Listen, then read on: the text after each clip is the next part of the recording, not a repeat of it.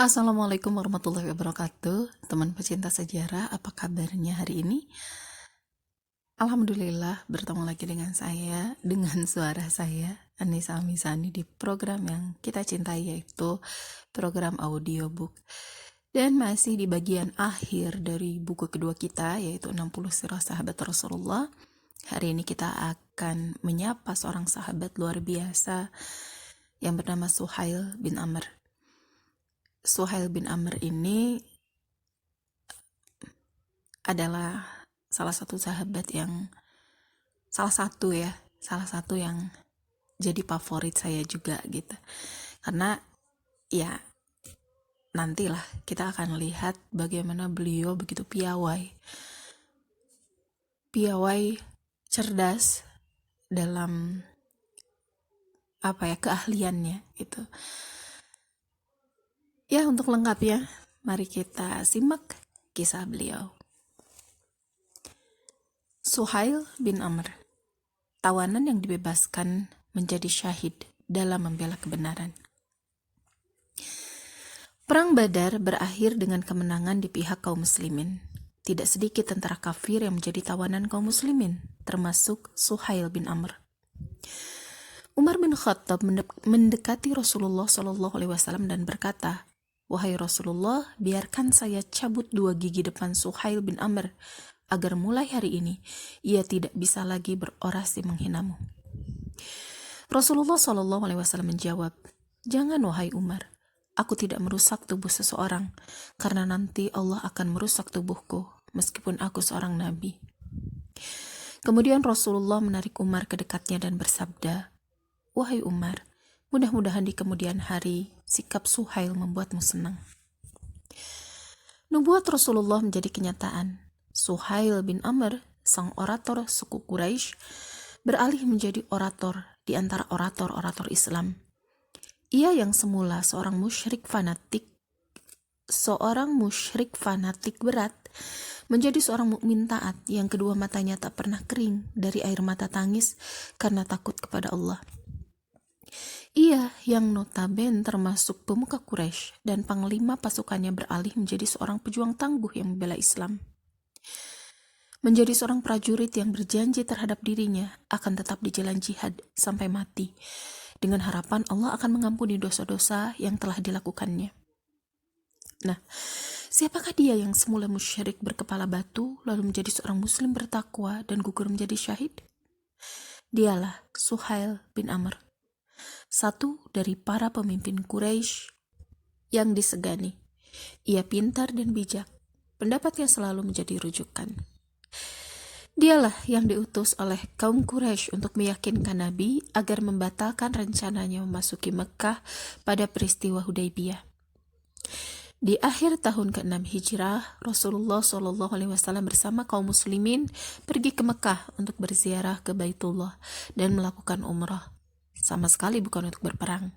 Karena itu, mereka tidak membawa perlengkapan perang. Orang-orang Quraisy mengetahui keberangkatan kaum muslimin ini, maka mereka berusaha menghalangi tujuan kaum muslimin. Suasana menjadi tegang dan hati kaum muslimin berdebar-debar. Rasulullah bersabda pada kaum muslimin, "Jika hari ini orang-orang Quraisy mengajakku menyambung silaturahim, pasti kupenuhi." Orang-orang Quraisy mengirim utusan demi utusan kepada Nabi SAW. Beliau memberitahu semua utusan itu bahwa kedatangannya bukan untuk berperang, tetapi untuk berziarah ke Baitullah dan mengagungkan kesuciannya. Dan setiap utusan itu kembali, orang-orang Quraisy mengirim lagi utusan yang lebih bijak dan lebih disegani, hingga sampailah giliran Urwah bin Mas'ud As-Saqafi. Dialah yang dipandang paling cerdas dan memiliki argumentasi paling kuat. Ia dipandang mampu meyakinkan Rasulullah untuk pulang ke Madinah dan tidak melanjutkan perjalanan ke Mekkah. Tetapi tidak berapa lama, Urwah kembali kepada mereka dan berkata, "Wahai segenap orang Quraisy, aku sudah mengunjungi raja-raja Romawi, Persia, dan Yaman. Demi Tuhan, aku tidak pernah melihat seorang raja yang begitu diagungkan oleh kaumnya seperti para pengikut Muhammad mengagungkan Muhammad. Aku melihat ia dikelilingi oleh kaum yang tidak akan membiarkannya ditimpa keburukan. Nah, pertimbangkan rencana kalian dengan baik. Saat itulah orang-orang Quraisy menyadari kegagalan upaya mereka. Mereka memutuskan untuk menempuh jalan perundingan. Untuk melaksanakan tugas ini, mereka memilih orang yang ahli di bidang ini, yaitu Suhail bin Amr. Melihat kedatangan Suhail, kaum muslimin paham bahwa orang-orang Quraisy memilih jalan perundingan. Ini terbaca karena yang diutus adalah Suhail. Suhail duduk berhadapan dengan Rasulullah. Keduanya terlibat dalam percakapan panjang. Akhirnya disepakatilah jalan damai dan dibuat perjanjian. Suhail ingin agar isi perjanjian ini benar-benar menguntungkan pihak Quraisy. Apalagi sikap toleransi Rasulullah sangat mendukung hal itu. Waktu terus berjalan hingga tibalah tahun ke-8 Hijriah, di mana Rasulullah dan kaum muslimin terlihat berangkat untuk membebaskan kota Mekah setelah orang-orang Quraisy merusak isi perjanjian yang telah disepakati. Orang-orang muhajirin pulang ke tanah kelahiran mereka setelah mereka dulu diusir dari tempat itu.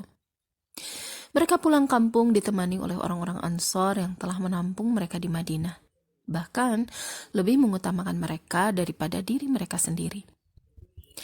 Islam pun kembali seutuhnya, mengibarkan panji-panji kemenangannya di angkasa luas. Kota Mekah telah membuka semua pintunya, sementara orang-orang musyrik dalam kebingungan. Nah, coba bayangkan nasib mereka sekarang. Merekalah yang selama ini menimpakan keburukan kepada kaum muslimin, membunuh, membakar, menyiksa, dan menutup perekonomian kaum muslimin. Semua kejahatan itu telah mereka lakukan terhadap kaum muslimin. Rasulullah yang penyayang tidak ingin membiarkan mereka tersiksa oleh perasaan mereka sendiri. Dengan dada lapang dan sikap lembut, beliau pandangi wajah mereka. Dengan suara yang penuh kasih sayang, beliau bersabda, "Wahai segenap kaum Quraisy, menurut kalian, apa yang akan kulakukan terhadap kalian?" Saat itu, Suhail bin Amr menjawab, "Kami yakin kau akan melakukan yang terbaik. Engkau adalah saudara kami yang mulia dan putra saudara kami yang mulia." Sebuah senyuman berkilau tersungging di kedua bibir Rasulullah, sang kekasih Allah. Beliau bersabda, "Pergilah, kalian semua bebas." Bagi mereka yang mempunyai perasaan, ucapan Rasulullah yang saat itu berada di atas angin ini pasti menimbulkan rasa malu dan menyesal. Malu dan menyesal yang saat itu dirasakan oleh Suhail bin Amr. Suasana yang begitu mengharukan telah menggoyahkan hatinya. Ia menyatakan keislamannya. Ia tunduk kepada Allah, Sang Pencipta alam semesta. Keislamannya itu bukanlah keislaman seorang laki-laki yang kalah dan putus asa. Akan tetapi, seperti yang akan dibuktikan di kemudian hari, keislamannya adalah keislaman seorang laki-laki yang terpesona oleh keagungan Muhammad dan keagungan Islam yang dibawa dan diperjuangkan Muhammad mati-matian. Orang-orang yang masuk Islam di hari pembebasan kota Mekah itu disebut Sulaqa, artinya orang-orang yang masuk Islam karena mendapat ampunan. Saat Rasulullah bersabda, "Pergilah, kalian semua bebas." Lalu, dari mereka ini, ada yang melaju cepat dengan keikhlasan mereka. Mereka terbang tinggi dengan pengorbanan, ibadah, dan kesucian mereka. Sehingga mereka menempati barisan terdepan dalam jajaran para sahabat, termasuk Suhail bin Amr. Ia telah didaur ulang dalam tanda kutip oleh Islam. Semua kemampuannya kemarin dipertajam dan ditambah dengan kemampuan lain. Semua kemampuan itu dipergunakan untuk membela kebenaran, kebaikan, dan keimanan. Orang-orang menyebutnya pemaaf, pemurah, banyak sholat, puasa, bersedekah, membaca Al-Quran, dan menangis karena takut kepada Allah. Disinilah letak kebesaran Suhail. Meskipun ia masuk Islam baru di hari pembebasan kota Mekah, Keislaman dan keimanannya tidak main-main, bahkan menguasai keseluruhan dirinya dan mengantarkannya menjadi seorang ahli ibadah, zuhud, dan mujahid yang siap berkorban apa saja untuk membela Islam. Ketika Rasulullah wafat, Suhail tinggal di kota Mekah. Saat berita itu sampai di Mekah, kaum muslimin Mekah gelisah seperti yang dialami oleh kaum muslimin Madinah. Jika kegelisahan kaum muslimin Madinah diobati oleh Abu Bakar dengan kata-katanya, barang siapa yang menyembah Muhammad, maka sesungguhnya Muhammad telah meninggal dunia. Dan barang siapa yang menyembah Allah, maka sesungguhnya Allah tetap hidup dan tidak akan mati. Kita akan keheranan ketika mengetahui bahwa Suhail lah yang tampil di Mekah, melakukan seperti apa yang dilakukan oleh Abu Bakar di Madinah. Ia mengumpulkan segenap kaum muslimin Mekah, lalu berdiri memukau mereka dengan orasinya yang mantap.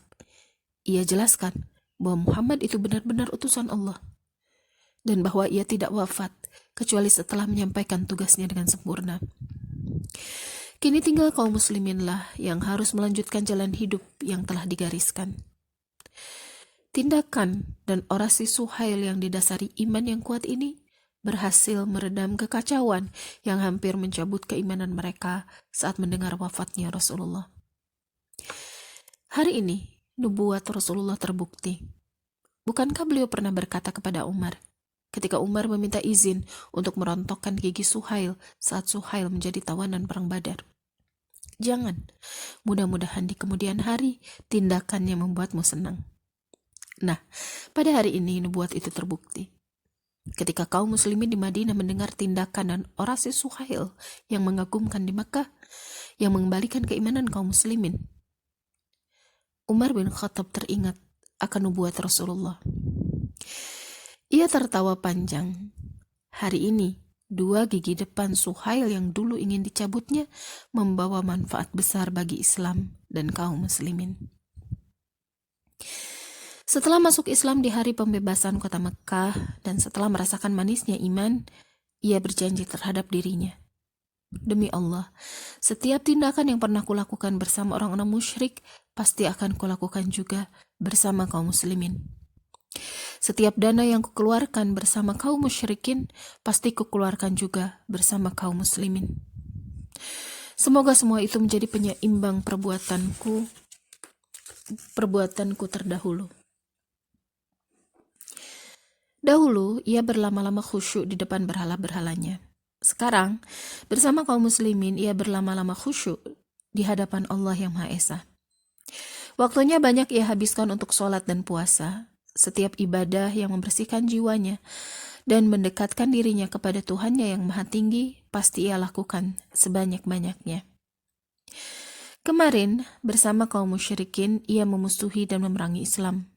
Sekarang, bersama pasukan Islam, ia menjadi pejuang gagah berani.